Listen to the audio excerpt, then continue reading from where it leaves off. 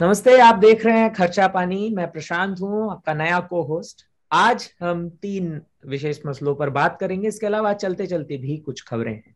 आज की सबसे बड़ी खबर, वोडाफोन क्रेन एनर्जी ने कुछ शर्तें रखी हैं रेट्रोस्पेक्टिव टैक्सेस को लेकर, जो उन्होंने सरकार को दिया है। इसके अलावा क्रिसिल ने दावा किया है कि 21 राज्यों के कैपिटल एक्सपेंडिचर में 36% की बढ़ोतरी हुई है। तीसरी बड़ी खबर है हमारी, फिच रेटिंग्स नाम की एक बड़ी विदेशी कंपनी ने सोमवार को दावा किया कि बीपीसीएल के निजीकरण में कुछ देरी हो सकती है। चलते चलते में हम बात करेंगे, मध्य प्रदेश हाईकोर्ट का एक ऑर्डर आया है जो कोऑपरेटिव बैंकों से जुड़ा हुआ है। इसके अलावा मारुति सुजुकी ने अपने गाड़ियों के दाम बढ़ाए हैं। और तीसरा, जो अंतरराष्ट्रीय मार्केट है, ग्लोबल मार्केट है, उसमें तेल के दामों में कमी, गिरावट देखी गई है। और प्रोग्राम में हमेशा की तरह हैं अंशुमान तिवारी जी, इंडिया टुडे हिंदी के एडिटर। आपका स्वागत है अंशुमान जी। धन्यवाद प्रशांत। हमारे साथ आज प्रशांत हैं और खबरें भी हमारे पास 6 हैं। सक्रिय खबरों का दिन है। तो हम सबसे पहले केन एनर्जी वोडाफोन के केस से शुरू करते हैं, जो हमारे कल के खर्चा पानी के डिस्कशन का फॉलो अप होगा, क्योंकि कल हमने इस विषय पर चर्चा की थी और हमने बताया था कि केन एनर्जी ने न्यूयॉर्क के कोर्ट से ये कहा है कि वो एयर इंडिया से पैसा जमा करवाए एडवांस का, क्योंकि सरकार इस कंपनी को बेच देना चाहती है। और अगर ये मामला सेटल नहीं हुआ तो उसकी जो बकायेदारी है, जो वो वसूली करना चाहती है, वो कैसे होगी। तो शुरुआत क्रेन एनर्जी से ही करते हैं। उसमें जो सबसे बड़ा मामला है कि सीबीडीटी ने पिछले महीने जो जारी किया था एक रिपोर्ट, जिसके बाद न सिर्फ क्रेन एनर्जी बल्कि दो और ब्रिटिश टेलीकॉम कंपनीज ने भी इन ड्राफ्ट्स को लेकर कई सवाल उठाए थे। दरअसल मामला आता है रेट्रोस्पेक्टिव ट्रैक्स का, जिसकी चर्चा पहले भी अपने प्रोग्राम खर्चा पानी में कर चुके हैं। अब ये जो रेट्रोस्पेक्टिव टैक्सेशन के कुछ क्लॉजेस को पूरी तरह से वेव करने के लिए ना सिर्फ क्रेन एनर्जी और वोडाफोन बल्कि अन्य दो ब्रिटिश कंपनियों ने भी कहा है। ये जो पर्टिकुलर क्लेम्स जो वो बता रहे हैं, जिनको वेव ऑफ करने के लिए कहा गया है, इसके बारे में आप अंशुमान जी अगर थोड़ा डिटेल्स में बताएं कि उन्होंने सीबीडीटी को क्या आपत्ति दर्ज की है, वो आपत्तियां क्या हैं और कौन से क्लॉजेस से उन्हें परहेज है, या वो कह रहे हैं कि ये बिजनेस करने के लिए किसी कंपनी के लिए मुनासिब नहीं होगा भारत में। प्रशांत, हमें जैसी उम्मीद थी उस तरह से रेट्रोस्पेक्टिव टैक्सेशन के बाद जो लिटिगेशन में फंसी हुई कंपनियां हैं, जिन्होंने भारत सरकार को अलग अलग अदालतों में फंसा रखा है, उनमें 2 बड़े केसेस हैं, वोडाफोन और केन एनर्जी का, और दोनों ब्रिटिश कंपनियां हैं और दोनों के खिलाफ रेट्रोस्पेक्टिव टैक्सेशन का, यानी पिछली तारीख से उनके जो डील थे, जो उनके विलय और मर्जर थे, उन पर टैक्स लगाने का आदेश जारी हुआ था। उम्मीदें की जा रही थी सरकार के भीतर कि इतना बड़ा फैसला लेने के बाद कि पिछली तारीख से सारे केसेस विड्रॉ कर लिए जाएंगे, हम रेट्रोस्पेक्टिव पिछली तारीख से कोई टैक्स नहीं लगाएंगे, संसद में वो बिल इंट्रोड्यूस करके इनकम टैक्स का पास करा लेने के बाद उम्मीद ये थी कि कंपनियां तत्काल आएंगी और सरकार के साथ बैठकर लिटिगेशन खत्म करेंगी और अंडरटेकिंग दे देंगी और ये मामला सुलझ जाएगा। वैसा हुआ नहीं। कल जैसा हमने कार्यक्रम की शुरुआत में कहा कि केन एनर्जी ने पैरेलली अपना केस जारी रखा है और वसूली की तैयारी में भी वो लगी हुई है।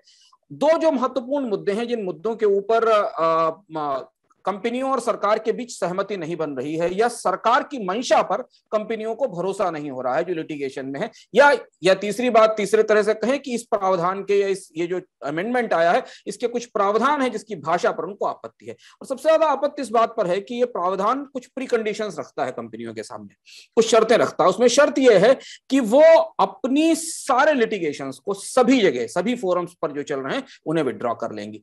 ये भाषा थोड़ी कंपनियों को मुश्किल लगती है कि उनका मानना है कि उनका कोई और लिटिगेशन सरकार के साथ किसी दूसरी चीज को लेकर चल रहा है, टैक्स डिस्प्यूट के अलावा, बाकी किसी चीजों के अलावा, तो क्या वो भी इसमें आएंगे? ये केवल टैक्स से रिलेटेड लिटिगेशन स्पष्ट होंगे, ये बात उनको पता नहीं है और इसको लेकर उनके अंदर भ्रम है।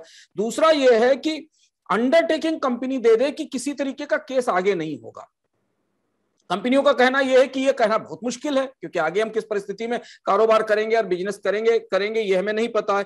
और तीसरी ये है कि सभी फ्यूचर क्लेम्स के मामले में कंपनी, उसके एसोसिएट, उसकी सब्सिडियरी, उसके सप्लायर, वो सारे लोग भी मिलकर अंडरटेकिंग दें सरकार को कि भविष्य में भी कोई लिटिगेशन नहीं किया जाएगा।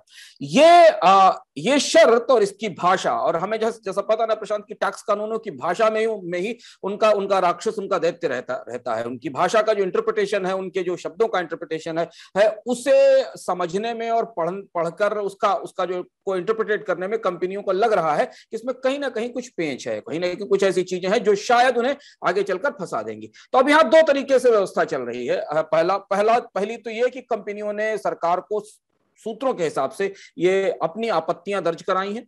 दूसरी बात यह है कि सरकार और कंपनियों के बीच बातचीत भी चल रही है, ऐसा नहीं कि कोई टकराव है या कोई कन्फ्रंटेशन हो रहा है। और तीसरा यह है कि केन एनर्जी अपने आर्बिट्रेशन के केस को भी परस्यू करना नहीं छोड़ रही है। वो लगातार समानांतर रूप से अदालत से जो कोर्ट से फैसला एयर इंडिया के खिलाफ या भारत की संपत्ति जब्त करने को लेकर एयर इंडिया को आधार बनाया गया था, वो ये परिस्थिति यहां है। संकेत ये है कि शायद सरकार कंपनियों की आपत्तियों पे क्लैरिफिकेशन जारी करेगी, उनसे बात करेगी और उन्हें स्पष्ट करेगी। और जब तक ये नहीं हो जाता तब तक हमें नहीं लगता है कि कोई कंपनी रिटर्न में अंडरटेकिंग देने आएगी कि वो सारे पुराने केसेस विड्रॉ कर लेगी। खासतौर से उनका इस पूरे मामले में थोड़ा पक्ष ज्यादा मजबूत है, क्योंकि वो आर्बिट्रेशन कोर्ट से अपने पक्ष में फैसला हासिल कर चुकी है। मतलब इसकी शुरुआत, रेट्रोस्पेक्टिव टैक्सेशन की शुरुआत का जो दिन है वो 28 मई 2012 है, जब से ये माना जा रहा है। और सिर्फ ये दो कंपनियां नहीं है, इसके अलावा और 16 कंपनियां हैं जो जिसमें वेदांता और बाकी तमाम कंपनियां भी शामिल हैं, वो भी इसके अंदर है। अगर अंशुमान जी आप थोड़ा सा इस पर बता सकें कि 28 अगस्त मतलब कि जो पिछला महीना बीता है, पिछले महीने कोई सरकार ने ड्राफ्ट रूल्स जारी किए थे, मसौदा जारी किया था उन कानून रूल्स का, और 4 सितंबर तक समय दिया गया था कि आप उस पर अपना कमेंट कर सकते हैं। तो ये जो आप अभी एक्सप्लेन कर रहे थे कि इन दो मसलों को लेकर जो आर्बिट्रेशन हटाने की बात है, या एक मतलब आगे एक बार कोई भी स्टेक होल्डर जो कंपनी से जुड़ा हुआ है वो दोबारा कभी भी कोई ऑब्जेक्शन रेज नहीं कर सकता, क्या ये कंप्लेंट सारे क्वार्टर्स से आने की उम्मीद है? हमें तो सूत्रों से हवाले से अभी तो सिर्फ 2 ही कंपनियों के बारे में पता चल रहा है। अब ये हमें पता नहीं है कि सारी कंपनियों ने, जिनके लिटिगेशंस चल रहे हैं 6 से 7 के आसपास कंपनियां, बल्कि कुछ और भी हैं जिनके जो इस तरीके के मामले में हैं। लेकिन ये 2 केसेस सबसे बड़े केसेस हैं, इनमें सबसे ज्यादा बड़ी रकम फंसी हुई है, और ये हाई प्रोफाइल केसेस भी हैं, क्योंकि केन एनर्जी और वोडाफोन के केसेस काफी बड़े भी हैं। और ये या तो सामूहिक रूप से कंपनियों ने किसी एक को आगे करके ये आपत्ति भिजवाई है, पर ये आपत्तियां ऐसी हैं जो किसी भी कंपनी की होंगी जिसको सरकार के साथ इस टैक्स सिस्टम में डील करना होगा, या इस रेट्रोस्पेक्टिव टैक्सेशन के प्रोसेस को डील करना होगा। यहाँ एक बड़ी चीज जो अंदर से दिखती है प्रशांत, वो ये कि एक ट्रस्ट बनने वाली बात है कंपनियों और सरकार के बीच में, क्योंकि हमेशा कर कानूनों को लेकर, सरकार की मंशा को लेकर, टैक्स के मामले में हमेशा ये ट्रस्ट बहुत ढीला ढाला, टूटा, विभाजित दरारों से भरा हुआ रहता है कि सरकारें पता नहीं कब क्या सोचेंगी, कौन सा सी सरकार आएगी, वो कौन सा नया फैसला लेगी और कैसे टैक्स लगा देगी, हमें पता नहीं है।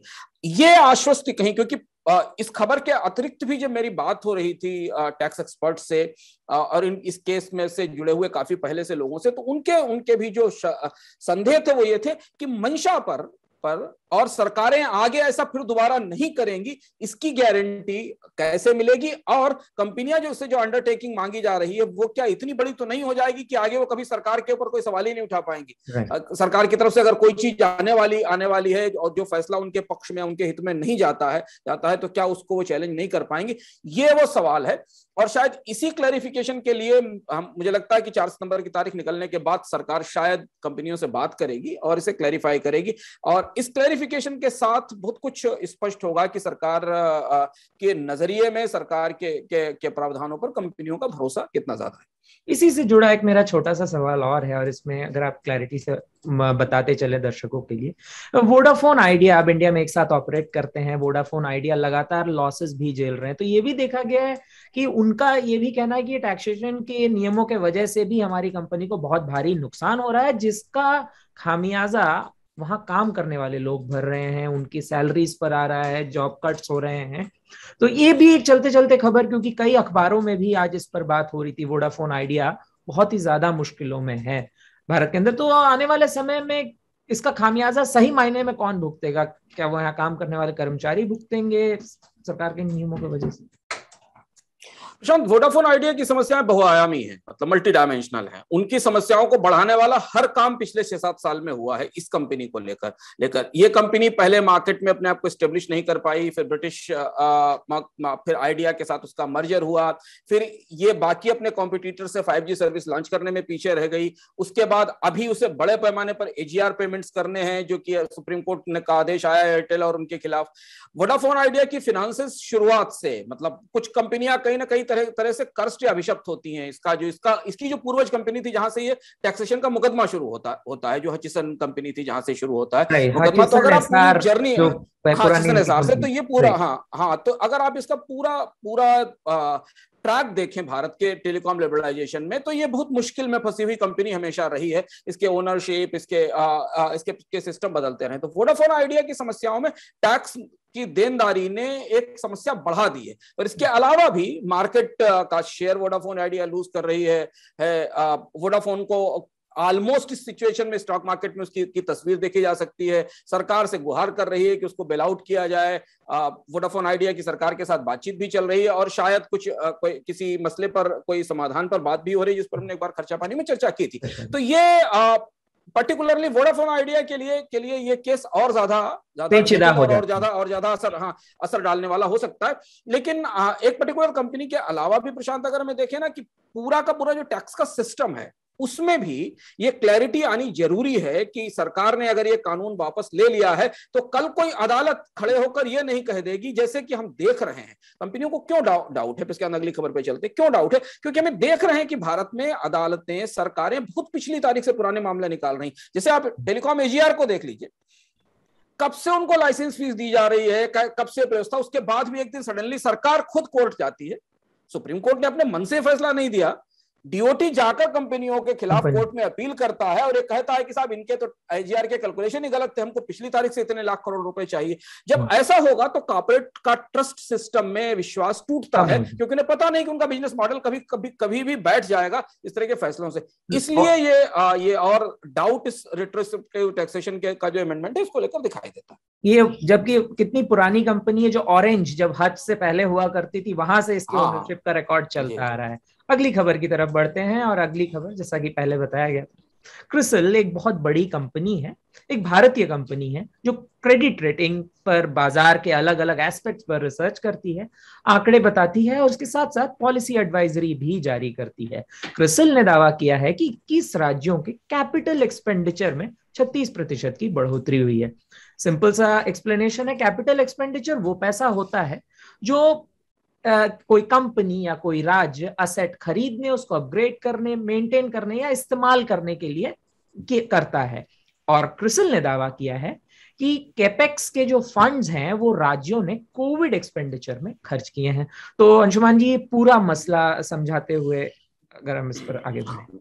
ये हम इस खबर को इसलिए चुन रहे हैं क्योंकि भारत की अर्थव्यवस्था में जो सरकारी निवेश है, जब हमें कहते हैं कि नहीं सरकारें सब कुछ कर सकती, तो हमें जानना चाहिए कि भारतीय अर्थव्यवस्था में सरकारों के खर्च का हिस्सा केवल 30% होता है, बाकी पैसा आम लोगों के खर्च से आता है। तो सरकारें भारतीय अर्थव्यवस्था का जो पूरा पिरामिड है उसमें एक छोटा सा हिस्सा रखती है, पर उनका बजट बहुत बड़े ढंग से चर्चित होता है और हम उसे समझने की कोशिश करते हैं। पर उनका जो असर है इकोनॉमी में, या उनका जो इफेक्ट है इकोनॉमी में, डायरेक्ट इफेक्ट खर्च के तौर पर, वो छोटा होता। और उसमें भी जब हम उसको और ज्यादा डिसेक्ट करते हैं, ओपन करते हैं, तो दरअसल कैपिटल एक्सपेंडिचर की वो निवेश जिससे सड़क, पुल, बिजली घर, स्कूल, अस्पताल बनते हैं, जहां से आपको या तो अच्छी सेवाएं मिलती हैं या जहां से आपको रोजगार मिलते हैं, वही एक्सपेंडिचर कैपिटल एक्सपेंडिचर होता है, जिससे आप कोई ऐसी एसेट क्रिएट कर रहे होते हैं जिस एसेट से आपको रिटर्न मिले या जो कम्युनिटी है उसको कोई फायदा मिले, वो कैपिटल एक्सपेंडिचर होता है। उस कैपिटल एक्सपेंडिचर की अधिकांश जिम्मेदारी राज्य सरकारों पर होती है, क्योंकि नीचे के लेवल से इकोनॉमी को मैनेज करने का काम केवल राज्य सरकारें करती हैं। तो क्रिसिल की रिपोर्ट हमें बता रही, इस साल की परिस्थिति में जब राज्यों के पास फंड्स का क्रंच था, उनका कैपिटल एक्सपेंडिचर 21 राज्य जो हैं भारत के, वो करीब भारत के टोटल कैपिटल एक्सपेंडिचर में, यानी भारत की राज्य सरकारें जितना पैसा खर्च करती हैं, उनमें वो 21 राज्य लगभग 90% का हिस्सा रखते हैं। तो 21 राज्यों का जो कैपिटल एक्सपेंडिचर है वो 36% बढ़ा है, लेकिन इस साल जितने खर्च का लक्ष्य था उससे काफी कम है। यानी वो खर्च जो इस साल होना था कोविड के कारण राज्यों ने अपने फंड्स कोविड से संबंधित चीजों में ट्रांसफर कर दिए, वहां उनका इस्तेमाल करना शुरू किया, और उस वजह से भारत में इस साल राज्यों ने पर्याप्त निवेश, पूंजी निवेश नहीं किया है, जिससे कि जो इकोनॉमी के लिए जरूरी है। क्रिसल ने एक और चीज इसमें कही जिसको हम जिसे जानना जरूरी है कि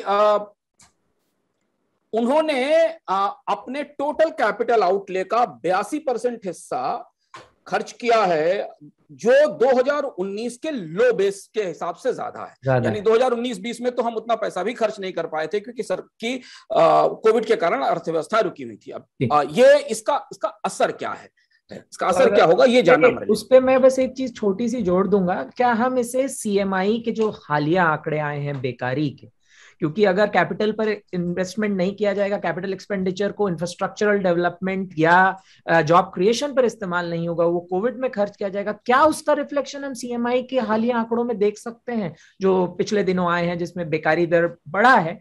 PLFS periodic labour force survey के बाद ये आंकड़े कुछ दूसरे ट्रेंड को इंडिकेट करते हैं, जहां पर रूरल एम्प्लॉयमेंट में भी काफी गिरावट आई। इस पर आप लोगों ने डिस्कशन किया भी था खर्चा पानी में, जहां पर रूरल एम्प्लॉयमेंट क्यों बढ़ा था, सोइंग सीजन और तमाम रीजंस थी। उसके बाद वो वापस शहरों की तरफ अब मूव करेंगे वो लोग, और नौकरियों की तलाश में रहेंगे। तो क्या इसका इम्पैक्ट लॉन्गिंग हो सकता है? क्या आगे भी देखा जा सकता है ये कैपिटल एक्सपेंडिचर घटने का इम्पैक्ट? हाँ, जब सरकारें कैपिटल एक्सपेंडिचर कम करती हैं, हालांकि सरकार, जैसे हमने कहा कि अगर जीडीपी 100 रुपए है तो उसमें सरकार का खर्च 18 से 19 रुपए 20 रुपए के आसपास होता है। 30 रुपए औसत अगर राज्यों को आप मिला लें, केंद्र और राज्य को मिला लें, तो इतना पैसा खर्च होता है। लेकिन पिछला साल एक्सेप्शनल ईयर था, प्राइवेट कंपनियों ने तो कोई इन्वेस्टमेंट किया ही नहीं, उनकी तो फैक्ट्रीज बंद हो गई, शॉप्स बंद हो गई। जो इंडिविजुअल कंजम्पशन स्पेंडिंग थी, हमारे आपके खर्च थे, हम सारे लोग घर में बंद थे, हमारे यहाँ वेतन कम हुए थे, तनख्वाहें कटी थी, रोजगार गए हुए थे, तो हमारी जो कंजम्पशन स्पेंडिंग थी वो ऑल टाइम लो पर है, जो अभी हमने जीडीपी के आंकड़े के रोशनी में देखी। ऐसी परिस्थिति में जो भी थोड़ा बहुत पहिया घूम सकता है खर्च का, निवेश का, उसकी जिम्मेदारी सरकार के ऊपर। और सरकार यही कहकर टैक्स लगाती है हमारे ऊपर कि हम इतना टैक्स इसलिए लगा रहे हैं क्योंकि हम इन्वेस्टमेंट करेंगे, हम सड़कें बनाएंगे, हम पुल बनाएंगे। और उनका प्रत्यक्ष और परोक्ष असर, प्रत्यक्ष तो असर इसलिए नहीं क्योंकि सरकार एम्प्लॉयमेंट मार्केट में बहुत छोटी हिस्सेदार है, डायरेक्ट एम्प्लॉयमेंट देने में या ऑर्गेनाइज सेक्टर का एम्प्लॉयमेंट या रोजगार देने में सरकार का हिस्सा छोटा है। पर इनडायरेक्टली ये कहा जाता है कि अगर सरकार 100 रुपए निवेश करती है तो प्राइवेट सेक्टर उसके पीछे 500 रुपए निवेश करता है, क्योंकि सरकार उस निवेश को लीड करती है। यदि किसी जगह एक एक्सप्रेसवे हाईवे बन रहा है तो आप मान सकते हैं कि उसके आसपास और बहुत सारी इंडस्ट्रीज डेवलप होंगी, बहुत सारे बिजनेसेस डेवलप होंगे। तो सरकार का 1 रुपया इनेबलर होता है प्राइवेट सेक्टर के 10 रुपए के इनेबलमेंट का। ये प्री कोविड फंडामेंटल या थ्योरी है। ये थ्योरी लड़खड़ा गई क्योंकि सरकार के पास भी पैसे नहीं थे, सरकार के बजट्स टूटे हुए हैं केंद्र और राज्य सरकारों के, उनके निवेश में भी कमी आई, और प्राइवेट सेक्टर ने तो निवेश किया ही नहीं। इसलिए उसका असर हमें सीएमआई के आंकड़ों पर या जॉब के आंकड़ों पर दिखाई देता है। हालांकि उसमें ज्यादातर बेरोजगारी प्राइवेट सेक्टर से निकली है। ज्यादातर बेरोजगारी उन क्षेत्रों से निकली है जहां प्राइवेट सेक्टर का इन्वेस्टमेंट है। ज्यादातर बेरोजगारी कहां से निकल रही है? बेरोजगारी निकल रही है हाउसिंग से कंस्ट्रक्शन से, लॉजिस्टिक्स से, माइनिंग से इन सर्विसेज से, जहां पर हम बड़े पैमाने पर स्किल्ड और अनस्किल्ड लेबर्स को देखते हैं, वहां से निकली। लेकिन ओवरऑल इकोनॉमी की ग्रोथ में जो ट्रिकल डाउन इफेक्ट होता है वो सरकार के निवेश से आता है, और उसमें भी राज्य सरकारों के निवेश से आता है। क्योंकि राज्य सरकारों को जो सबसे महत्वपूर्ण क्यों होता है, हम अक्सर इस चर्चा में अर्थात और खर्चा पानी में इस पर बात करते हैं कि केंद्र सरकार के बजट के बजाय में राज्य सरकारों के बजट क्यों देखने चाहिए। केंद्र सरकार का बजट बहुत बड़ा और मैक्रो पिक्चर है, राज्य सरकारें ही लोकल इकोनॉमी को बूस्ट करती हैं, माइक्रो इश्यूज को कैटर करने का काम करती हैं। जो यदि आपके जिले में मतलब आपके जिले में 4 पुल बन रहे हैं ना, तो वहां से इकोनॉमी ग्रो करती है। डायरेक्ट कंज्यूमर के पास जो डायरेक्ट इन्वॉल्वमेंट है वो करती है कैटर। अब तीसरे हमारे जो सबसे बड़ी खबर है उसकी तरफ बढ़ते हैं। फिच रेटिंग्स नाम की एक बड़ी विदेशी कंपनी ने सोमवार को दावा किया कि बीपीसीएल यानी कि भारत पेट्रोलियम कॉर्पोरेशन लिमिटेड, जो भारत की दूसरी सबसे बड़ी फ्यूल रिटेलर कंपनी है, उसकी निजीकरण में डिले हो सकता है। देरी का कारण ये बताया गया कि लोगों के खरीदने की इच्छा लोगों ने नहीं जताई है, कम है। इसके साथ साथ प्रॉपर्टी वैल्यूएशन में देर हो रही है और पूरा प्रोसेस काफी कॉम्प्लेक्स है। ये भी बताते चले कि भारत सरकार के पास अभी बीपीसीएल में 92.98% हिस्सेदारी है। फिच दुनिया की 3 सबसे बड़ी क्रेडिट रेटिंग्स कंपनियों में शामिल है। तो इस पर अंशुमान जी बताते चलेंगी मतलब क्या पूरा मसला है एक, और क्यों लोग इच्छा नहीं जता रहे हैं, क्योंकि बिलियनर इन्वेस्टर्स में सिर्फ वेदांता कंपनी के अग्रवाल जी इकलौते थे जिन्होंने इसमें इच्छा दिखाई है खरीदने की। तो क्या मसला है और क्या इम्पैक्ट हो सकता है इसका, क्योंकि सरकार मतलब पूरे मोनेटाइजेशन प्लान आने के पहले भी बीपीसीएल एक बड़ा मसला बना हुआ था हमेशा से, इसकी प्राइवेटाइजेशन। हाँ प्रशांत, हमने अर्थात कि इससे इस हफ्ते से पिछले वाले हफ्ते के संस्करण में ये चर्चा की थी कि सरकार जितने बड़े मोनेटाइजेशन के या डिसइन्वेस्टमेंट की योजनाएं लाती है, वास्तविकता में उसका उसका जो का जो रियलाइजेशन है या वास्तविकता में जो डिसइन्वेस्टमेंट हो पाता है वो कितना कम है। बीपीसीएल को पिछले 2 साल से डिसइन्वेस्टमेंट के लिए, अगर हम अंग्रेजी भाषा के मुहावरे या क्लिशे का प्रयोग करें तो लो हैंगिंग फ्रूट माना जाता है। ऐसा सेब जिसे आप हाथ उठाकर ही तोड़ सकते हैं, पेड़ पर चढ़ने की जरूरत नहीं है उस तरीके की कंपनी मानी जाती है, क्योंकि एक तो कंपनी मोनोपोली सेक्टर से आती है देश की दूसरी सबसे बड़ी रिटेल कंपनी है, इसके पास अपनी रिफाइनरी है, अभी ये सेक्टर पार्शियली रेगुलेटेड है, तो इसे अच्छी प्राइस मिलने की, अच्छा बायर मिलने की संभावना थी। तो पिछले साल से लगातार बीपीसीएल, अगर आप इन्वेस्टमेंट के पब्लिक सेक्टर कंपनियों के घोड़े बनाएं और एक चार्ट बनाएं और उनको दौड़ाने की कोशिश करें, तो बीपीसीएल उस रेस में सबसे आगे खड़ी थी कि सबसे पहले उस सेल में बीपीसीएल को लिया जाएगा। लेकिन पूरा 1 साल पीछे निकल गया कोविड का, इसका ये साल का भी काफी बड़ा हिस्सा निकल गया। बीपीसीएल के इनमें निवेश करने वाली कंपनी, ये बीपीसीएल का प्राइवेटाइजेशन होना है, बीपीसीएल के हिस्सेदारी खरीदने वाली कंपनी, इसका स्ट्रेटेजिक डिसइन्वेस्टमेंट किया जाना है। इस कंपनी में सरकार अपनी बड़ी हिस्सेदारी किसी निजी भागीदार को बेचेगी, इसकी तैयारी, क्योंकि शेयर बाजार में लिस्टेड कंपनी है। बीपीसीएल को बेचने की का पूरा माहौल ही नहीं बन पा रहा है, मतलब पूरी व्यवस्था ही नहीं बन पा रही है।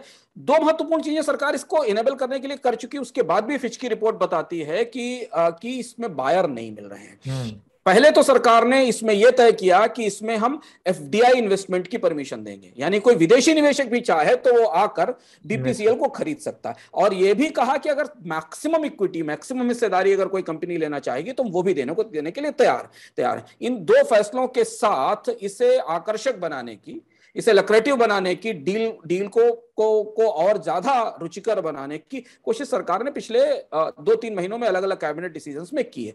उसके बाद भी लोग नहीं आ रहे हैं। ये एक बड़ा संकेत है प्रशांत उन सारे डिसइन्वेस्टमेंट के लिए जो भी इसके पीछे लाइन में लगे हैं। exactly. जिसमें एयर इंडिया है, जिसमें एलआईसी का आईपीओ है, जिसमें आपके पास 6 लाख करोड़ रुपए की एसेट्स हैं जिनको आपको मोनेटाइज करना, उनका तो वैल्यूएशन भी हमें पता नहीं है, उनके मोनेटाइजेशन के लिए भी संकेत है कि ऐसी कंपनी जिसका कोई कंपटीशन नहीं, जो ऑलमोस्ट मार्केट लीडर है और कैश रिच है, सरकार को लाभ कमा के देने वाली जो टॉप कंपनियां उनमें शामिल है, उसके लिए बाजार में ग्राहक नहीं मिल रहे हैं। और इसीलिए लगता है कि मंदी के माहौल में आपके पास रत्न भी हो तो उसे बेचना मुश्किल होता है। मतलब वो पुरानी कहावत है ना कि 1 टके में ऊंट मिल रहा है, लेकिन टका तो होना चाहिए उसको खरीदने के लिए। तो इस मार्केट में इसका मतलब है कि फिच जो इशारा कर रही है कि मार्केट में बीपीसीएल जैसी कंपनी को खरीदने की कैपेसिटी नहीं है या इंटरेस्ट नहीं है कि इतनी बड़ी कंपनी को खरीद कर लोग एब्जॉर्ब कैसे करेंगे। ये इशारा बीपीसीएल के बारे में फिच ने किया है। मतलब परचेजिंग पावर पर सवाल आता है। जैसे पिछले दिनों वीआईएनएल जो विशाखापट्टनम में स्टील प्लांट है, उसको लेकर भी बहुत विवाद चल रहा था, उसके प्राइवेटाइजेशन को लेकर वहां के मतलब जो मजदूर हैं, वहां काम करने वाले कर्मचारी हैं, विरोध पर थे। अब हम चलते चलते में आगे बढ़ते हैं और जो 3 हमारी और खबरें हैं, जो मतलब जो भी जरूरी खबरें हैं ये भी, लेकिन ये हमारे चलते चलते सेक्शन का हिस्सा है।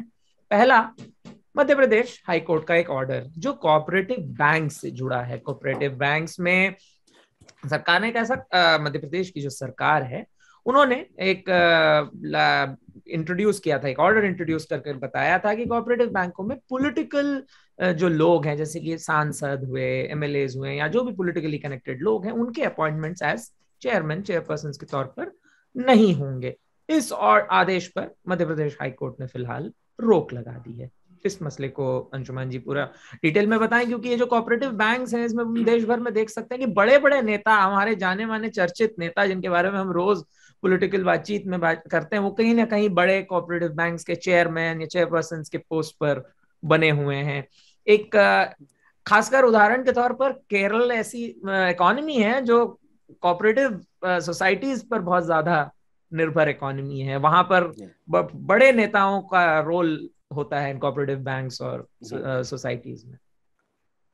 अब और प्रशांत 25 जून को आरबीआई ने एक ऑर्डर जारी किया था, और उस ऑर्डर ने ये ऑर्डर सहकारिता मंत्रालय की घोषणा से ठीक पहले आया था।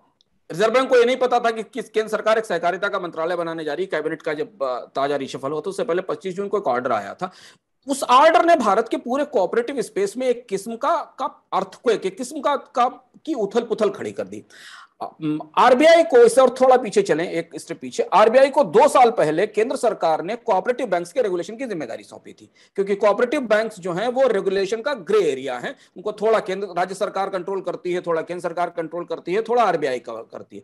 तो आरबीआई ने इस पूरी जिम्मेदारी को बहुत रेगुलेटरी रिस्पांस गंभीरता से लेते हुए जो 25 जून को आदेश जारी किया, उसमें कहा कि अर्बन कोऑपरेटिव बैंक्स में एमडी और होल टाइम डायरेक्टर बनने के लिए ना तो कोई मेंबर ऑफ पार्लियामेंट अलाउ होगा, ना कोई स्टेट का एमएलए अलाउ होगा, ना कोई और चुना हुआ प्रतिनिधि जो स्थानीय निकायों में, लोकल बॉडीज में, वो इसका होल टाइम डायरेक्टर बन सकता है। और भी इसमें बहुत सारी शर्तें थी कि अगर आपकी कोई कंपनी चल रही है और उसका वो कंपनी बिजनेस में है तो आप इसमें अलाउ नहीं करेंगे। एक लंबा ऑर्डर जारी किया था। इस पर हमने खर्चा पानी में चर्चा भी की थी, और यह फैसला सहकारिता मंत्रालय बनने से पहले आया था। और यह माना जा रहा था कि भारत में कोऑपरेटिव सेक्टर जो घोटालों, स्कैम, पॉलिटिकल पावर, हर राज्य में, उत्तर प्रदेश, कर्नाटका, मध्य प्रदेश, महाराष्ट्र, केरल, सब जगह कोऑपरेटिव पॉलिटिक्स का हब है। कोऑपरेटिव से पॉलिटिक्स निकलती है। इसे कंट्रोल करने के लिए इसे खत्म करने के लिए और इसको इफिशिएंट और ट्रांसपेरेंट बनाने के लिए ये जरूरी है कि इसमें से पॉलिटिकल कनेक्ट खत्म कर दिया जाए, इसमें पॉलिटिकल इंटरवेंशन खत्म कर दिया जाए, इसमें प्रोफेशनल्स आए जो इन बैंक्स को चलाएं, इन बैंक्स का जो पर्पस है माइक्रो क्रेडिट लेना, नीचे के लोगों को मदद देना, वो किसी तरह से हो सके। इस बात की संभावना थी कि ये भारत के राजनीतिक तंत्र को नहीं पचेगा, उनको हजम नहीं होगा, क्योंकि ये उनकी राजनीति का एक बड़ा हिस्सा है। अब ये मामला मध्य प्रदेश के प्रभावित पक्ष की तरफ से ये मामला मध्य प्रदेश हाईकोर्ट में गया, और उस हाईकोर्ट के आदेश ने ये कहते हुए इस पर रोक लगा दी कि ये किसी तरह से शायद उनका तर्क ये था, जो रिपोर्ट है उसके हिसाब से उनका तर्क ये था कि ये फैसला संवैधानिक नियमों के विरुद्ध में है, और ऐसा कुछ करने का हक आरबीआई को नहीं है एज ए रेगुलेटर। ये काम केवल पार्लियामेंट कर सकती है, जिसने कोऑपरेटिव एक्ट बनाया है। ये इंटरप्रिटेशन अदालत ने इस आदेश को स्थगित करने के लिए किया था। हमें पता नहीं, खर्चा पानी में चर्चा करते हुए हमें इस बात की आशंका थी कि ये इस तरीके की परिस्थितियां होंगी। अब क्या आरबीआई इस आदेश को चुनौती देगा सुप्रीम कोर्ट में? क्या वो अपने इस आदेश को स्टैंड करने के लिए सुप्रीम कोर्ट तक जाएगा? क्या भारत में कोऑपरेटिव बैंकों में और अर्बन कोऑपरेटिव बैंकों में पॉलिटिकल इन्फ्लुएंस खत्म करने की जो मुहिम जून से सितंबर तक आई, इसके बाद यहाँ खत्म हो जाएगी और हम वापस हस्ब मामूल उसी स्थिति में आ जाएंगे कि सरकार कि जिस राजनीतिक दल की सत्ता होगी उस राजनीतिक दल के लोग कोऑपरेटिव बैंक्स में बैठे होंगे, या सुप्रीम कोर्ट इस ट्रांसपेरेंसी की मुहिम को सपोर्ट करेगा और ये ऑर्डर स्टेब्लिश रहेगा? यह मैं नहीं पता, लेकिन यह फैसला एक किस्म से जो कोऑपरेटिव सेक्टर में रिफॉर्म शुरू होने वाले हैं, जिनकी बात बार बार की जा रही है, उनके लिए एक चैलेंज बन के आया। अब आगे हम देखेंगे कि इसमें रिजर्व बैंक का रुख क्या होता है। दूसरा कि क्या सरकार पार्लियामेंट के थ्रू कोऑपरेटिव एक्ट के अमेंडमेंट का जरिया अपनाती है या नहीं, वो भी एक दूसरा चैनल बचता है सरकार के पास। इसके बाद अगली खबर, मारुति इंडिया की लार्जेस्ट पैसेंजर कार मैन्युफैक्चरर है, और उसने तीसरी बार दाम बढ़ा दिए हैं।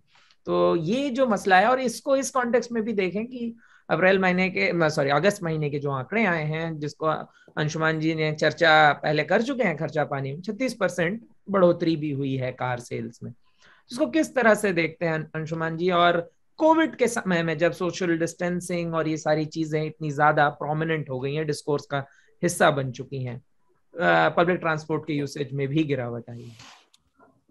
हाँ प्रशांत, मेरे पास एक और ब्रेकिंग खबर, हम पहले इस पर चर्चा कर लेते हैं। केन एनर्जी पर अभी एक बड़ी खबर है जिस पर हम चलते चलते बात करेंगे। मारुति ने जनवरी से लेकर अभी तक तीसरी बार अपनी कीमतें बढ़ाई। बढ़ाई हैं। मारुति का तर्क यह है कि बाजार में भले ही डिमांड ना हो लेकिन उनकी लागत लगातार बढ़ रही है, और ये एक किस्म की मैन्युफैक्चरिंग या कॉस्ट पुश इन्फ्लेशन है जो लागत बढ़ने से आती है। कार कंपनियां एक खराब दौर से गुजर रही हैं 2018 से। उनकी सेल्स पिछले साल तो बिल्कुल फ्लैट थी, अभी हम थोड़ी बहुत बढ़ोतरी देख रहे हैं, लेकिन वो बहुत लो बेस से आ रही। अगर आप 2018-19 के जो सेल्स नंबर देखें और उनसे अगर कंपेयर करें तो भारत की कार कंपनियों की बिक्री कहीं नहीं खड़ी होती। दूसरी चीज ये कि पिछले 1-1.5 साल में भारत में बहुत सारी कार डीलरशिप बंद हुई हैं कंपनियों की सेल्स गिरने के कारण। तो एक किस्म की बेकारी भी ऑटोमोबाइल सेक्टर में आई, जिसको कि हम रोजगार का सबसे बड़ा केंद्र मानते थे। और तीसरी बात यह कि स्टील की, कॉपर की, एल्युमिनियम की, प्लास्टिक की, इन सब की लागत पिछले 6 महीने में बढ़ी है, और सबसे ज्यादा लागत बढ़ी है फ्यूल की, कि वो महंगाई कंपनियों को परेशान कर रही है। तो बड़ी कंपनियां आमतौर पर ऐसा ही करती हैं, उन्होंने तत्काल इस कॉस्ट को कंज्यूमर्स के साथ शेयर करना शुरू कर दिया। मारुति ने सेलेरियो को छोड़कर अपनी सारी गाड़ियों की कीमत लगभग 1.9% के आसपास से बढ़ाई है। मारुति चूंकि बाजार की सबसे बड़ी कंपनी है तो वो एक तरीके से लीडर हो जाती है प्राइस राइज करने में या प्राइस बढ़ाने में। इसके पहले हमने देखा था कुछ और कंपनियों ने, टाटा ने और बाकी कंपनियों ने भी अपनी कीमत बढ़ाई थी। अब क्या हम आने वाले दिनों में कुछ और कंपनियों की तरफ से कारें महंगी होती देखेंगे? और अगर ऐसा है तो ये कंज्यूमर का जो सेंटिमेंट है, और त्योहार के दौर में जब सरकार लोग गाड़ियां खरीदने के लिए ज्यादा निकलते हैं या निकलने की कोशिश करेंगे इस बार, उस दौर में उस सेंटिमेंट को ये तोड़ेगा। लेकिन कंपनियों का कहना है कि वो मजबूर है, उनके पास कोई रास्ता नहीं है, उनकी लागत नहीं निकल पा रही। अब ये ब्रेकिंग खबर की तरफ अंशुमान जी आप अपडेट कुछ देना चाह रहे थे केयर। हाँ, केयर ने ये पीटीआई की खबर अभी ब्रेक हुई है कि केयर ने $1 बिलियन का रिफंड ऑफर स्वीकार कर लिया है। उसके सीईओ का कमेंट है कि care with in the days अपना केस वापस ले लेगी। केयर ने कहा है कि वो इंडियन प्रॉपर्टीज को सीज करने का अपना केस खत्म कर देगी फ्रांस में और यूएस में with in couple of days. $100 billion refund resulting from the scrapping of a retrospective tax law। इसका मतलब यह है कि जब हम इस कार्यक्रम की शुरुआत में चर्चा कर रहे थे तब हमें उम्मीद थी कि सहमति बन जाएगी। अब ये खबर अभी पीटीआई की तरफ से फ्लैश हुई है। इसका अपडेट और इसके डिटेल्स हमें शाम तक मिलेंगे, तो हम शायद कल इसके ब्यौरे कल शाम को हम इसको चर्चा में ले सकते हैं। अब तीसरी और आखिरी चलते चलते जिस खबर पर हम बात करेंगे वो एक ग्लोबल जो मार्केट है, अंतर्राष्ट्रीय बाजार है, उसमें तेल के दामों में गिरावट आई है। लेकिन यहाँ बढ़ोतरी ना कहें तो यहाँ पर जो इन्फ्लेटेड फ्यूल प्राइसेस थे वो बरकरार हैं अंशुमान जी। और हम लगातार इस पूरे डिस्कशन में कई बार ये बात निकल कर आई, फ्यूल प्राइसेस किस तरह इम्पैक्ट करती हैं, और फ्यूल प्राइसेस से इकोनॉमी में इन्फ्लेशन बहुत ज्यादा जुड़ा हुआ है, सारी चीजें इस पर निर्भर करती हैं। जी अंशुमान जी। आज का जो रेट हमारे पास है, जैसा कल हमने खर्चा पानी में चर्चा की थी प्रशांत, की सऊदी अरब ने पहली बार तेल कार्टेल को तोड़ दिया और वो आगे बढ़कर अरामको ने दुनिया के कुछ बाजारों के लिए, खासतौर से एशियाई बाजारों के लिए तेल की कीमत घटा दी, जो कि अरब लाइट क्रूड है उसकी कीमत कम कर दी। इसका असर हमें कल ही संभावना थी कि बाजार पर दिखाई देगा, और वो असर आज बाजार पर दिखाई दिया। आज जो ब्रेंट का फ्यूचर का रेट था वो करीब 39 सेंट नीचे गिरकर आया, $72 पर बैरल के आसपास हुआ। जो अमेरिका का ऑयल है वेस्ट टेक्सास इंटरमीडिएट, वो करीब 40 सेंट नीचे आया। अब बाजार में एक किस्म से ऑयल कंपनियों के बीच में या ऑयल निकालने वाले देशों के बीच में प्रतिस्पर्धा शुरू होने के इशारे मिल रहे हैं। और क्रूड ऑयल के बाजार में 2 ऐसे घटनाक्रम हैं जो भारत के लिए सुखद हैं अंतरराष्ट्रीय दृष्टि से। सरकार यहां हमें उसका फायदा देगी कि नहीं देगी, हमें ये नहीं पता है। पहला सुखद ये है कि तेल की कीमत $70-72 पर बैरल के आसपास एस्टेब्लिश होने की संभावना है, क्योंकि ओपेक देश क्रमशः अपना उत्पादन भी बढ़ाते जाएंगे, जिस पर सहमति बन चुकी है। अभी जो इस महीने मीटिंग होगी उसमें वो सहमति दोबारा रीइंफोर्स कर दी जाएगी। दूसरी तरफ एक बड़ा प्रोड्यूसर प्राइस कट कर रहा है कुछ खास बाजारों के लिए। उसके खास बाजार कौन है? उसके खास बाजार चीन, जापान और भारत है। इन्हीं से सबसे ज्यादा सऊदी लाइट क्रूड आता है जो भारत के ब्रेंट बास्केट का हिस्सा होता है। ऐसी परिस्थिति में भारत सरकार को अब कच्चे तेल की कीमतें बढ़े होने की समस्या से थोड़ी राहत मिलेगी। पर क्या हमें राहत मिलेगी? क्या हमारे यहाँ पेट्रोल डीजल की कीमतें कम होंगी? क्या सरकार इसके बाद टैक्सेस में भी कमी करेगी, ये हमें नहीं पता है, लेकिन तेल इकोनॉमी का चैलेंज कुछ हद तक बेटर और स्टेब्लिश हो रहा है। और बहुत सारे लोगों ने कल जानने की कोशिश की कि साहब सऊदी अरब ने अपना कच्चा तेल सस्ता कर दिया तो हमारे यहाँ सस्ता होगा कि नहीं होगा। क्या सऊदी अरब के बेंचमार्क रेट के बेस पर इंडिया में तेल की कीमतें तय होंगी, या जो इंटरनेशनल रेट है सारी कंपनियों का उसके बीच में होंगी? इस सवाल का भी जवाब अभी हमारे पास नहीं है। लेकिन तेल के मोर्चे से ऐसी खबर है जिस खबर के बाद आप उम्मीद कर सकते हैं कि सरकार शायद पेट्रोल डीजल की कीमतें चाहे तो घटा सकती है और टैक्स कम कर सकती है। बहुत बहुत शुक्रिया अंशुमान जी। अब हमारे आज का शो यहीं खत्म होता है। कल फिर मिलेंगे इकोनॉमी से जुड़ी बड़ी खबरों के साथ। शुक्रिया।